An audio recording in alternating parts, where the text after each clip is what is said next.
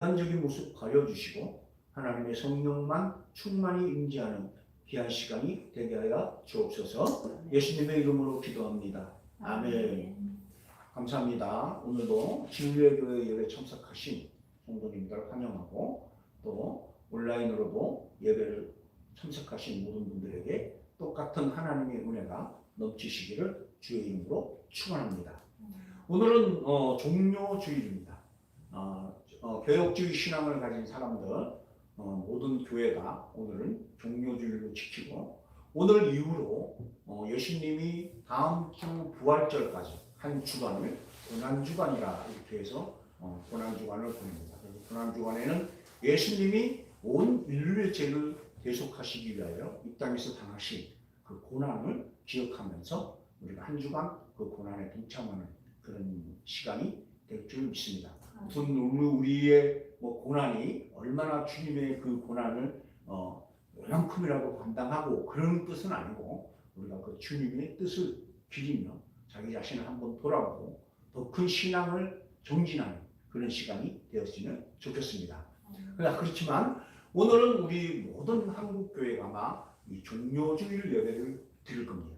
근데 오늘 저희들에게 주신 이 본문은 저희들이 마태복음을 쭉 이렇게 해 나가면서 이 사순절 여섯째 주 종료주일날까지 우리가 뭘 생각했냐면 주님이 우리에게 어떠한 메시지를 주시고 어떠한 삶을 살려고 하고 어떠한 믿음을 가지라고 하는 것을 우리가 쭉 이렇게 연결지어 왔어요. 그리고 이 사순절 기간에는 더 깊이 주님을 생각하는 그런 시간을 가졌습니다. 오늘은 성료주일을 맞이하고 사순절 여섯째 주를 맞이해서 주님이 우리에게 어떤 말씀을 주시는지 이 본문 말씀을 통해서 잘 듣고 마지막 한 주간을 잘 신앙을 다시 한번 점검해보는 그런 시간이 되었으면 좋겠습니다. 오늘의 본문을 잠깐 살펴보면 딱 두 가지 사건이 나옵니다. 하나는 뭐냐면은 예수님이 야고보와 베드로와 요한을 데리고 높은 산에 올라갔어요. 높은 산에 올라가서 예수님의 모습이 변화합니다. 엄청난 광채를 발하고 해같이 빛났다. 그러니까 사람이 감히 쳐다볼 수 없는, 그리고 이 내용을 누가복음에서는 아주 사람이 어떻게 빨래를 해서 그렇게 쉽게 옷을 만들 수가 없더라, 그렇게 표현을 하고 있어요. 그 정도로, 그러니까 어이로 말할 수 없는 형상으로 예수님이 변형되었다.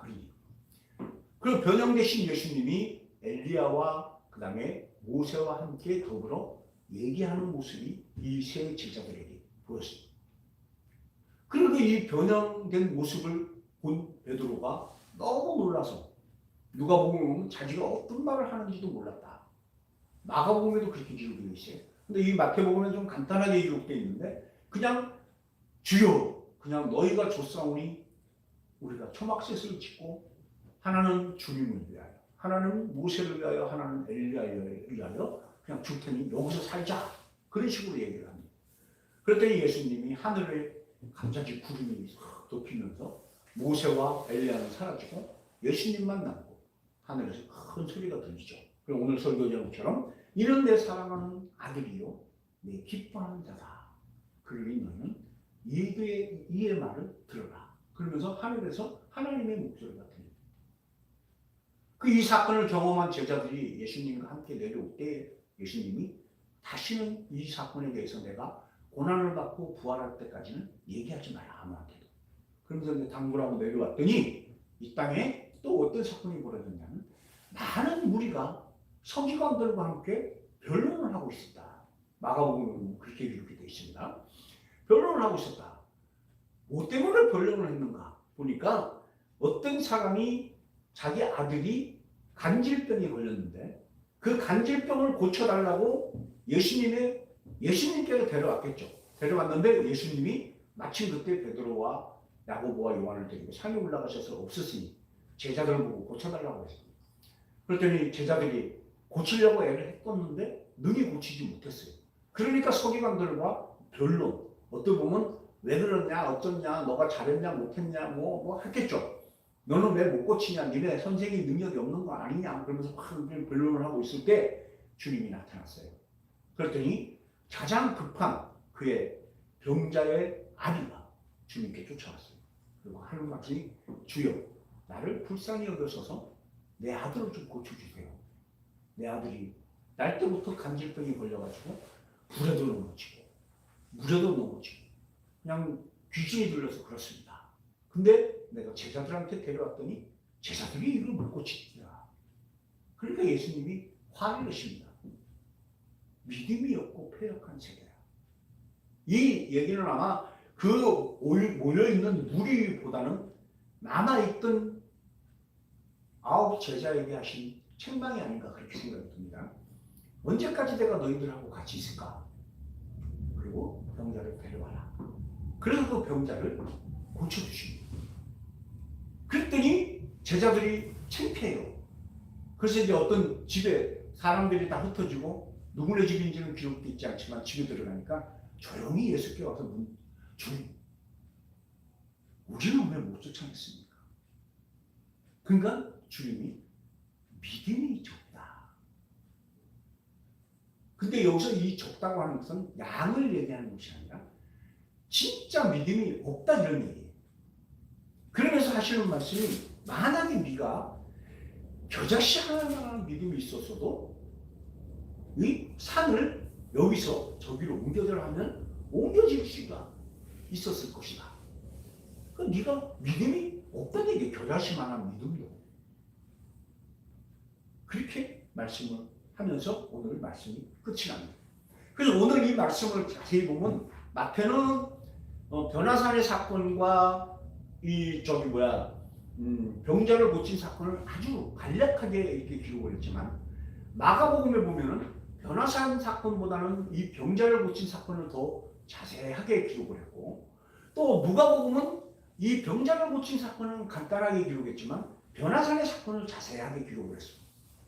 그래서 이 세 가지 복음서를 같이 이렇게 병합을 하면서 오늘 이 사건이 우리에게 주는 메시지가 무엇이냐, 예수님이 어떤 분이시라는 것을 나타내 보여주셨고 우리가 어떤 믿음을 가지고 이 세상을 살아가야 되는가에 대해서 얘기하고 있는 겁니다. 그래서 오늘 그 말씀을 잘 우리가 한번 깨닫고 그 말씀이 우리에게 주시는 은혜가 넘치시는 귀한 시간 되기를 바랍니다. 먼저 변화산 사건입니다. 예수님이 이 변화산 사건을 일으키게 된 것은 뭐냐면 그 전에 6일 전에 그러니까 여기 엿새부라 그랬고 그러니까 한 일주일 전쯤에 베드로의 고백이 있었어요. 너희는 나를 누구라 하느냐? 세상 사람들이 말하는 나 말고 너는 나를 누구라 하느냐? 우리가 지난주 시간에 소개했잖아요. 그랬더니 베드로가 주는 그리스도시요 살아계신 하나님의 아들입니다. 그 사건 고백이 있고 난 후에 예수님이 말씀합니다. 이 중에 죽기 전에 하늘의 영광을 갖고 내가 올 때 그 영광을 볼 자들도 있다. 아주 오해하기 쉬운 말씀을 주님께서 하셨습니다. 그러고 나서 이들을 3명만 딱 데리고 변화산에 올라가셔서 예수님이 변형이 되셨어요. 근데 누가복음을 보니까 그냥 변형된 것이 아니라 예수님이 산에 올라가 이 셋을 데리고 산에 올라가 뭐 했다? 기도하셨어요. 기도하는 중에 예수님의 모습이 변형되셨다. 그렇게. 그러면 예수님의 이 모습이 어떻게 변형되었느냐? 예수님의 모습은 원래 사람의 모습입니다. 예수님은 예언서에 기록되어 있는 말씀대로 처녀가 잉태하여 아들을 낳으니 그 이름을 임마누엘이라 하리라. 그 예수님이 그 예언의 성취대로 동정녀 마리아에게 몸을 빌어 이 땅에 오신 육신의 몸을 입고 오신 하나님의 아들이십니다. 그리고 사람이십니다. 그 베드로의 고백에 주는 그리스도시요 하는 것은 사람이에요. 주는 구세주요, 메시아요, 우리를 구원하실 자입니다. 예수님의 인성을 얘기합니다. 그러고 나서 살아계신 하나님의 아들이십니다. 이 고백은 예수님의 신성을 얘기해요. 하나님과 동질된 분이십니다. 당신이. 하나님의 모습 그대로입니다. 형상이 본질이 하나님이십니다. 이렇게 고백하는 거거든요. 그러니까 베드로의 고백 속에는 예수님의 인성과 예수님의 신성의 고백이 다 들어있는 거예요. 다 들어있는 거예요. 그 오늘 이제 예수님이 이 변형된 모습을 보여주시는데 이 변형된 모습 속에서도 예수님이 인성과 신성이 다 보여집니다. 왜냐하면 예수님은 우리가 똑같은 사람의 성정을 가졌기 때문에 한 산에 올라가 예수님이 기도하셨어요. 기도하셨더니 예수님이 본질의 모습, 하나님의 신성의 모습으로 변질이 되시고 변형이 되시고 그래서 인성의 대표적인 율법의 완성자이신 모세가 그 다음에 선지자의 대표자인 엘리야가 같이 예수님과 동행을. 그러면서 누가복음을 보니까 장차 예수님이 예루살렘에 올라가 당할 하나님의 일을 의논하셨다. 그렇게 기록이 되어 있어요. 그러면 베드로의 고백의 인성과 신성이 오늘 이 변화상의 모습에 예수님의 인성과 신성으로 변화됩니다. 보여주십니다. 제자들에게.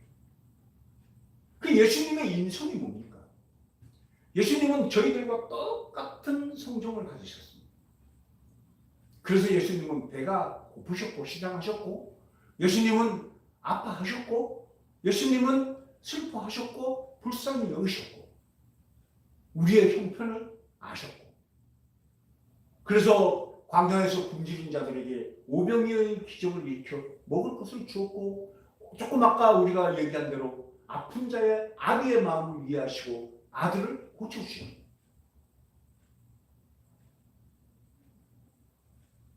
예수님은 그러신 분입니다. 오늘 이 자리에 참석한 우리 성도들, 예배하시는 모든 분들, 예수님은 우리와 같은 공중을 가졌습니다. 그래서 우리의 아픔을 아시는 분입니다. 그래서 우리의 슬픔을 아시는 분입니다. 그래서 우리의 괴로움을 아시고, 그래서 우리의 모든 세상에서 당하는 환난과 고난을 다 알고 계십니다. 그래서 주님은 우리를 불쌍히 여기시고 도와주시는 분입니다. 그래서 주님은 메시아, 구원자의 역할을 감당하시는 분입니다. 우리를 죄의 고통을 해서 허덕이는 우리를 죄에서 구원하시기를 원하고 생활에서 허덕이는 우리를 거기서 구원받기를 원하고 어떠한 사건, 사고에 괴로움을 당하는 우리를 그 사건, 사고에서 건짐을 받기를 원하십니다. 그래서 예수님이 우리를 함께 하시겠다 하는 거예요. 그리고 내가 너 슬픔 가운데 함께 하겠다. 너의 괴로움 가운데 함께 하겠다. 너의 그 고민 속에 내가 함께 하겠다. 오늘 이 자리에 성도님들 고민과 걱정과 근심 속에 주님이 계시다는 사실을 믿으시길 바랍니다. 그러면 그 주님이 여러분들에게 구원자가 되시고 구세주가 되시고 그리스도가 되십니다. 오늘 우리 주님이 이 모습을 가지시고 우리 곁에 계시는 그런 날이 되시기를 주의 이름으로 축원합니다. 얼마나 기쁜 일입니까? 그게 주님이 육신의 몸을 입고 이 땅에 오신 이유입니다. 그리고 또 한 가지는 예수님의 겸손입니다. 빌립보서에 보면 그는 본명 하나님과 동등됨으로 하나님이시다. 제가 아까 요한복음 1장을 읽으셨죠. 태초에 하나님이 함께 계셨다. 하나님과. 천지를 창조하실 때 같이 계셨던 분이 누구냐? 말씀인 로고스인 예수님이야. 그가 뭘 가지고 있었다? 생명을 가지고 있었다. 근데 빌립보서에서 뭐라 그러냐면 하나님과 동등됨으로 여기지 않고 오히려 자기를 뭐하다? 비워 종의 형태로 오신다.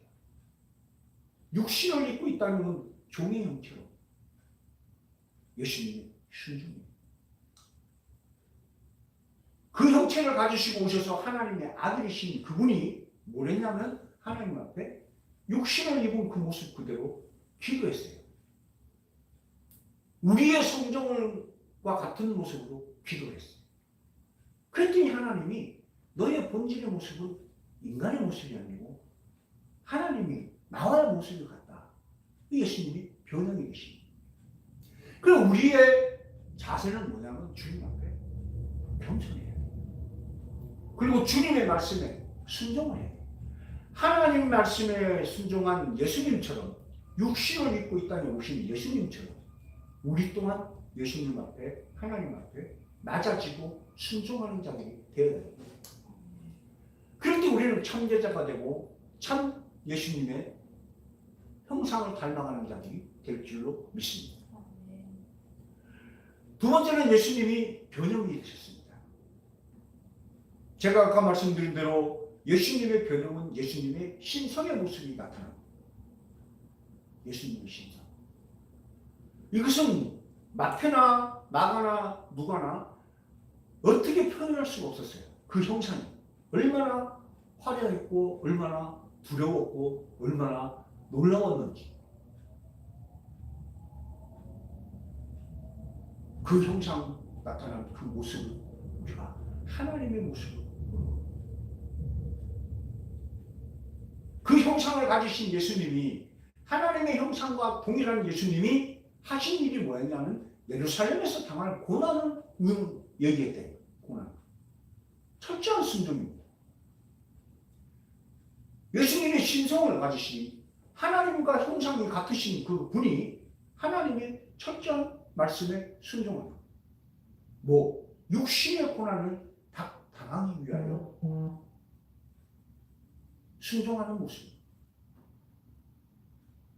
우리가 오늘 이 변화산의 사건을 볼 때 그냥 단순히 변하고 우리의 부활의 형체가 저럴 것이다. 우리가 이럴 것이다. 이것이 중요한 것이 아니라 이 예수님의 인성과 신성을 가지신 예수님이 어떠한 분인가, 우리에게 무엇을 요구하는가를 깨달아요.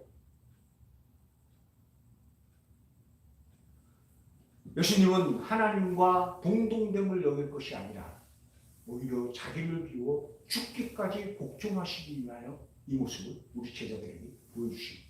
내가 이런 사람인데, 이런 사람이 아니라 이런 하나님인데 내가 하나님의 말씀을 순종하여 성부의 말씀을 순종하여 십자가를 지고 간다. 너네들도 이거를 보고 배워라. 봤지? 나의 모습.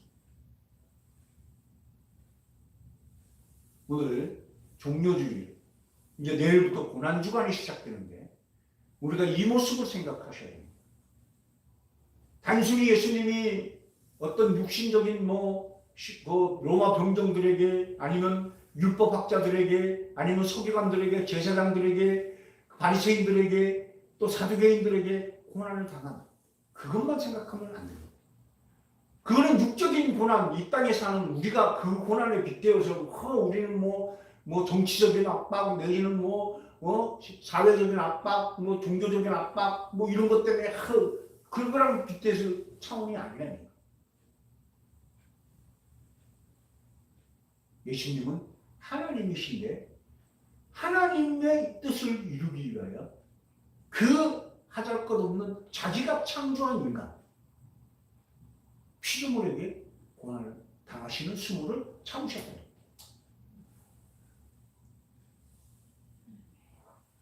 우리는 그거를 이 고난주간 속에 기억을 해야 될 줄로 믿습니다. 그래서 우리가 이 땅에 당하는 이 고난은 주님이 벌써 알고 계십니다. 왜? 우리와 같은 성정을 가지셨기 때문에. 우리는 이 지금 당하는 육신적인 고난, 환경적인 고난, 또 주변의 어떠한 고난과 역경이 우리를 주님의 사랑에서 끊을 수 없음을 믿으시는 저와 여러분 되시기를 주의 이름으로 축원합니다. 두 번째는 이 병자 아버지의 아들을 고치는 일입니다. 이 일이 일어났습니다. 아까 제가 말씀드린 대로 귀신 들린 아이를 제자들은 못 고쳤어요. 근데 예수님이 책망을 합니다. 믿음이 없고 패역한 세대야. 이 제자들아, 내가 언제까지 너희들과 같이 있을까? 그러면서 그 병자를 고쳐주고 제자들이 묻습니다. 왜 우리는 못 고쳤어요? 이건 무슨 뜻이에요? 예수님은 우리가 십장에 보면은 제자 12과 또 누가복음에 70명에게 예수님이 병자를 쫓아내고 귀신을 제어하고 하는 능력을 주셨어요. 그리고 뭘 보냈어요? 전도령을 보냈어요.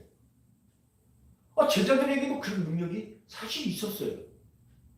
있었는데 오늘은 이걸 못 고치는 거야. 9명. 가서 이들이 막 그 전도복을 하는 거 보면 병자가 일어나고 귀신이 쫓겨나는 났습니다. 주님 이렇게 하니까 주님이 뭐라 그래 내가 봤다. 사탄이 하늘에 별과 같이 떨어지는 걸 내가 다 봤다. 능력 있던 제자들이었어요. 그 능력을 받았던 제자들. 근데 오늘 이 사건이 벌어지고 못 고치는 거예요. 그러니까 제자들이 어리둥절한 거예요. 그래서 와서 묻는 거예요. 왜 우리 못 고쳤어요?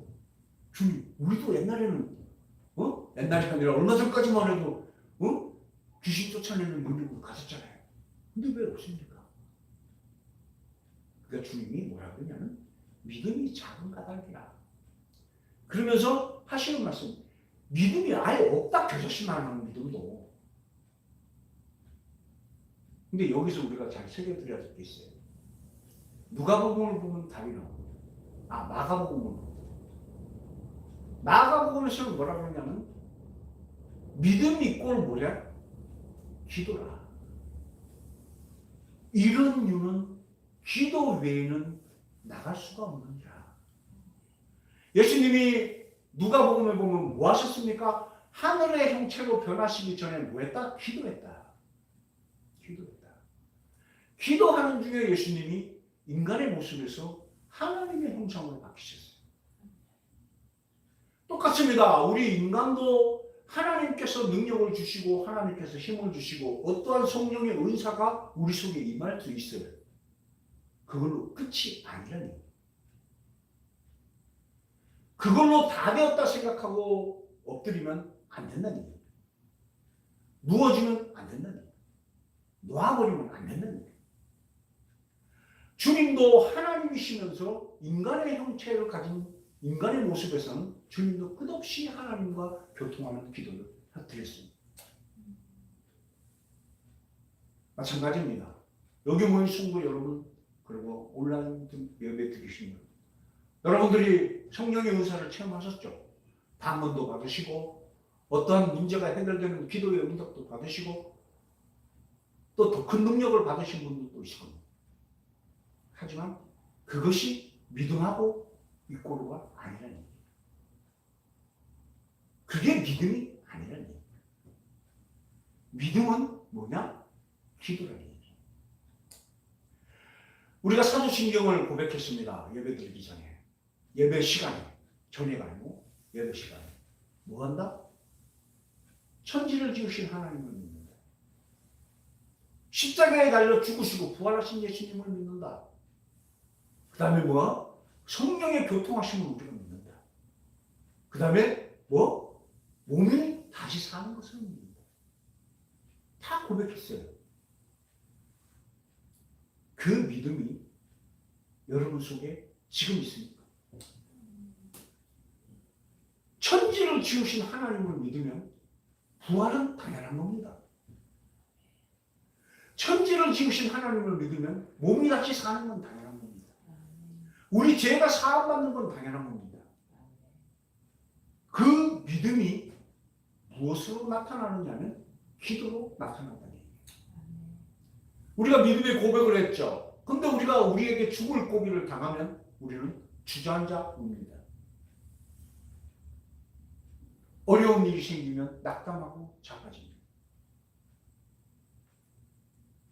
근데 진짜 믿음을 가진 자들은 뭐 하냐면 그 시간에 엎드려 기도한다. 이게 믿음이야. 이게 겨자씨에 하나님 만한 믿음이 있는 자가 하는 행동이 기도입니다. 그 예수님이 말합니다. 제자들에게. 너네들 기도하지 않았기 때문에 그래. 너네들이 받았던 그 능력을 마냥 갖고 있는 것처럼 생각하고 과신하고 교만하고 건방지게 생활했다니까. 기도란 뭐예요? 나의 부족을 깨닫고 나보다 능력 많은 절대자에게 나의 바람을 아뢰는 게 기도예요. 그래서 그 절대자의 능력이 이 나의 모든 문제를 해결해 줄 것을 요청하는 것이 기도예요. 그래서 그것이 이루어질 것이라고 믿고 있는 것이 그게 믿음이에요. 오늘 우리 진례교회 성도 여러분, 종료주일을 맞이했습니다. 내일부터 고난주간이 지나갑니다. 기도하고 계십니까? 얼마 전까지만 해도 한국교회 사순절이 되면 40일 특별 새벽 기도회 많이 했습니다. 고난주간이 되면 고난주간 특별 새벽 기도회 많이 합니다. 또 아마 할 겁니다. 어떤 기도를 하고 계십니까? 예수님의 고난에 동참하기 위한 기도를 합니까? 아니면 진짜 절대자를 순종하고 절대 신뢰하는 그 기도를 합니까? 기도 외에는 이럴 이유가 나갈 수가 없는 거예요. 기도 외에는 인성이 신성으로 바뀔 수가 없는 거예요. 기도 외에는 육신의 한계를 뛰어넘어 하나님의 능력을 바랄 수 있는 길이 없느니라. 믿습니다가 아니라 주여 도와주소서가 믿음입니다. 이것이 오늘 우리가 해야 될 일이고 주님이 우리에게 바라는 일이에요. 여러분 사도신경 고백하셨습니까? 그렇게 기도하십시오. 여러분 주기도문 외우시죠? 그거 우리 발음보다 사도신경이 믿어지도록 기도하십시오. 전능하신 하나님이 여러분 곁에 계시는데 무엇이 두렵습니까? 우리 그게 없어요. 이분은 고백을 하죠. 천지를 지으신 하나님을 내가 믿어. 어려움이 닿는 천지를 지으신 하나님은 하늘에 계시고 나만 이 땅에 남아있는 것 같은 그런 일이 우리 주변에 얼마나 많습니다. 천지를 지으신 하나님이 내 옆에 계시다고 믿을 수 있는 그 힘은 기도입니다. 그래서 바울은 쉬지 말고 기도하라고. 쉬지 말고 기도하라는 것은 기도만 24시간 동안 하라는 얘기 아니라 어떤 순간 어떤 사건 어떤 일이 생기더라도 기도하라는 거예요. 좋은 일도 기도하고 나쁜 일도 기도하고 하나님 앞에 나의 모족하고 나의 연약하고 나의 무능한 그 모습을 아뢰라는 거예요. 이것이 믿음입니다. 예수님은 그것을 요구하고 너희들이 믿음이 없다. 기도하는 사람이 없구나. 그래 누가복음을 보면 나옵니다. 예수님은 기도하시는데 제자들은 뭐라? 잤다. 예수님은 기도하셔서 모습이 변형되시는데 제자들 3명 데리고 간 제자들은 그 중에 가장 뛰어난 제자들이라고 하는 수제자들은 가서 뭐 했다? 잤다. 자다가 보니까 예수님의 모습이 변하니까 햄설수설하는 겁니다. 믿음이 없는 겁니다. 진짜 주는 그리스도시요 살아계신 하나님이라고 고백한 그 고백이 믿음으로 승화되어 있다면 주님이 변형된 모습을 보고 우리 주님이 진짜 모습이 나타나셨구나 해야 될 텐데 이들은 당황했어요. 이거 어떻게 된 거예요? 주여, 그냥 집 3개 짓고 우리 여기 사서 지가 무슨 말을 하는지도 모른다. 그렇게 기록되죠. 당황했어요. 그게 믿음이 없는 거예요. 우리의 신앙 고백 위에 주는 그리스도시요 살아계신 하나님의 아들입니다라는 이 신앙 고백 위에 여러분들이 기도가 포함되시길 바랍니다. 그 기도가 날마다 드려지고 날마다 고백되어질 때 여러분들의 신앙 고백이 진짜 믿음이 될 줄 믿습니다. 그러면 그리스도 되신 주님께서 우리의 모든 것을 해결해 주시고 하나님의 아들 되신 예수께서 우리의 모든 것을 인도하여 가실 줄 믿습니다. 이 땅의 삶뿐만 아니라 내세의 천국의 삶까지도 주님이 주관하실 것을 저희들이 믿습니다. 그것을 믿게 하는 힘은 기도입니다. 이런 이유는 기도 외에는 깨달을 수가 없는 일. 예수님의 부활이 믿어지십니까? 기도하십시오. 안 믿어지십니까? 기도하십시오. 그러면 믿어질 줄 믿습니다. 천지를 지으신 하나님이 사람을 살리는 일을 못하겠습니까? 모세는 죽었습니다. 그런데 오늘 예수님 앞에 나타났습니다. 엘리야는 죽음을 보지 않았고 하늘로 올라갔습니다. 그런데 오늘 예수님 앞에 나타났습니다. 이것이 믿어지십니까? 안 믿어지시면 기도하십시오. 그것이 믿음입니다. 오늘 부활절을 앞에 두고 우리에게 주님이 요구하신 것이 무엇입니까? 네가 고백하는 그 신앙 고백이 기도로 승화되느냐? 기도로 그 신앙 고백이 이루어졌느냐? 그러면 병자를 고치는 일은 일도 아닙니다. 이 산을 옮겨가는 것도 문제가 아닙니다. 천지를 지으신 하나님 믿으시는 여러분 기도하시기 바랍니다. 아멘. 그런 능력을 소유하는 저와 여러분이 되시기를 주의 이름으로 축원합니다. 아멘. 기도하겠습니다. 하나님 참 감사합니다. 우리는 날마다 입술